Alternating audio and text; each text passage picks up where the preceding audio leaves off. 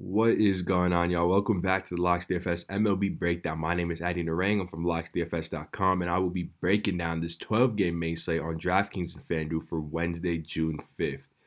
Before I get into that, just a few things I got to take care of real quick. As you guys know, we run the same giveaway every single week where we like to give back to those of y'all who are leaving likes and leaving comments.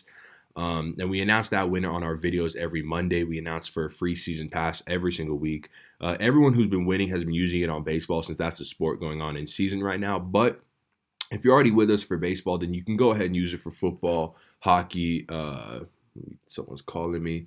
Football, hockey, basketball, any of those fall sports, you're more than welcome to use the free season pass on any of those if you win the giveaway.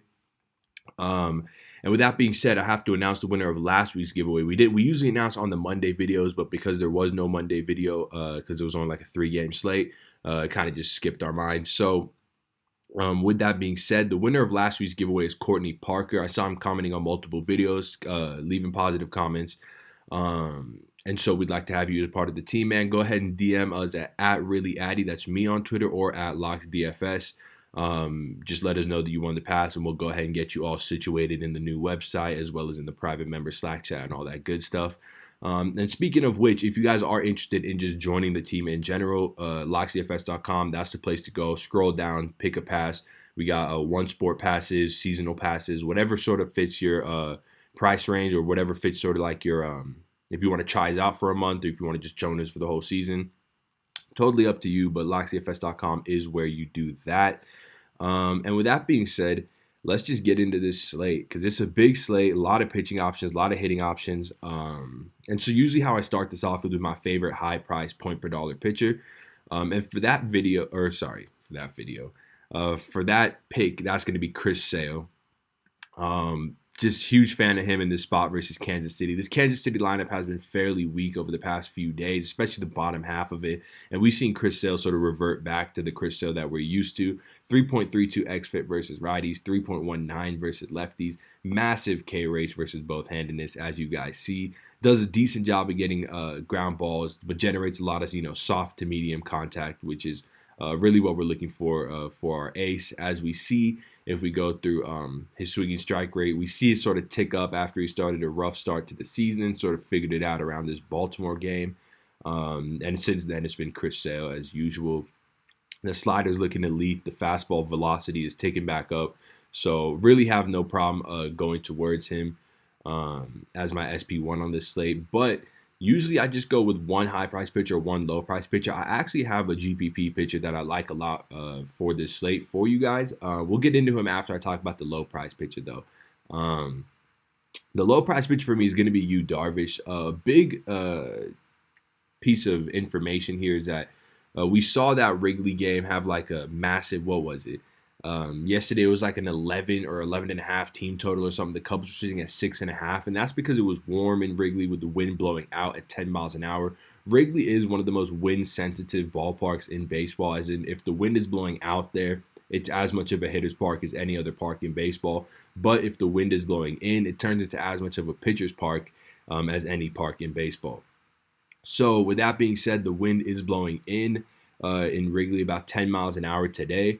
Which is why we see these totals open up so low and tick down even farther. This whole total opened up at 7.5. Obviously, there's two good pitchers on each side of this game, which makes sense. But then in addition to that, despite 67% of bets on the over, it's dropped by half a run. So definitely of note here. It makes me a lot more comfortable trusting a guy like Yu Darvish, who I mentioned as my low price SP of choice. He also, sort of like Chris Sale, had a rough start to the season, was walking too many guys and was giving up way too many home runs. That home run per fly ball regression is going to start happening. Right now, he's giving up 31.6% to lefties and 20% to righties, which means that percentage of fly balls are leaving the ballpark, which is just totally unsustainable considering he's generating 50% ground balls anyway. And not giving up insane hard contact where you would think that every fly ball would leave the ballpark. So I like some of that regression to start today with the wind blowing in. And the good thing about Yu Darvish is that he does have the K upside that we want. 11.42 K per 9 to righties, 9.91 to lefties.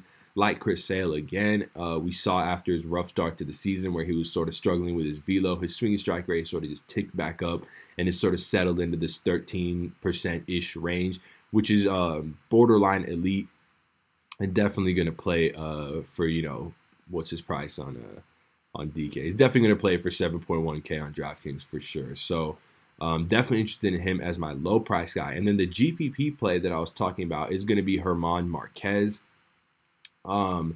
Just an elite pitcher that not a lot of people are going to be on. Obviously, a lot better on the road away from Coors Field, as you can just see indicative of his ERA. But 2.72 xFIP to righties, 3.98 to lefties, massive K rate to righties, and I expect this K rate to lefties to increase a bit more in his more in line with his last year rate, which is about a batter per 9 innings. And then his ground ball rate, another reason why we love playing German Marquez, is above 50%, 56% to lefties. Definitely going to help him get out of a lot of sticky situations he may work himself into. And in addition to that, if we look over the last 14 days, as far as just filter it by strikeout rate, we see the Cubs actually lead the league in their strikeout rate at 27.1%. So definitely a good spot to take advantage of with German. He's going to come in low owned, and he benefits from that Wrigley wind blowing in as well, just as much as a guy like you, Darvish, would. So with that being said, those are going to do it for pitching. As always, we have a whole lock sheet that we put out with pitchers.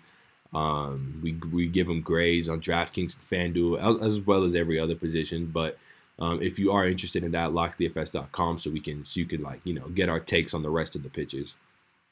But with that being said, let's talk about a couple of my favorite spots for bats. The first spot that I'm interested in is going to be the Boston Red Sox versus Jacob Junis. Sort of just like Junis is an average pitcher. He's a 2-pitch pitcher, fastball slider. He gives up too much hard contact, and he gives up quite a bit of fly balls, which is why you see his home run per 9 numbers be so inflated. 44% hard hit rate to lefties, 41% to righties. Decent fly ball rate, about 32%. And just in a real tough spot versus the Boston team that hits both-handedness real well. The team total opened at 5.1 and has since risen to 5.3. And I did a little extra digging for y'all in this video, and I filtered. I went to FanGraphs, I went to team, just so y'all can do this yourself. Team stats, batting, and I filtered it by pitch value on the whole season, not just like a limited sample size. And I looked at the best slider hitting team in baseball, since that is Junis's top pitch.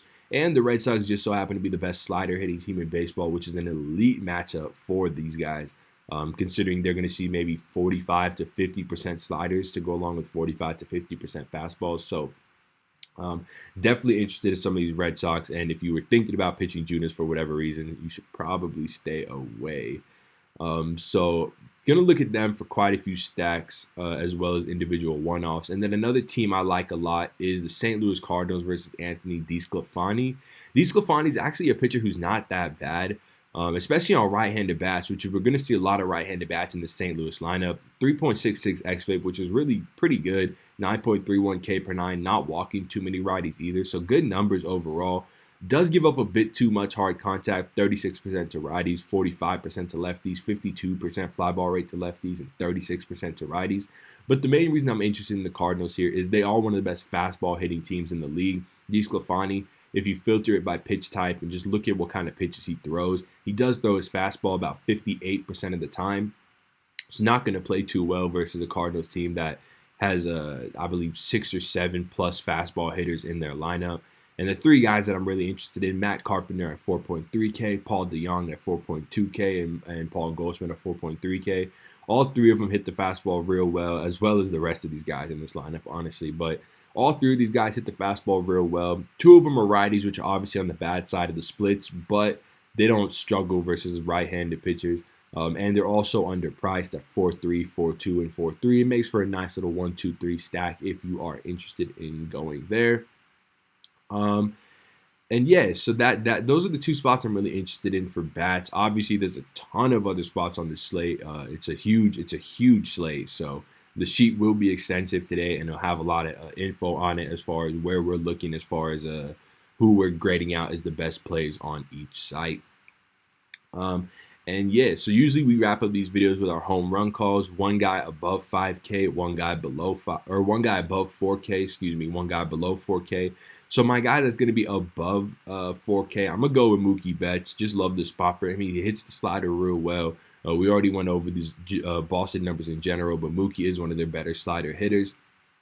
Love the fact that he's on the road. He's going to get ninth inning. You could look at 5 or 6 ABs here. The Royals bullpen over the last 14 days has been pretty bad.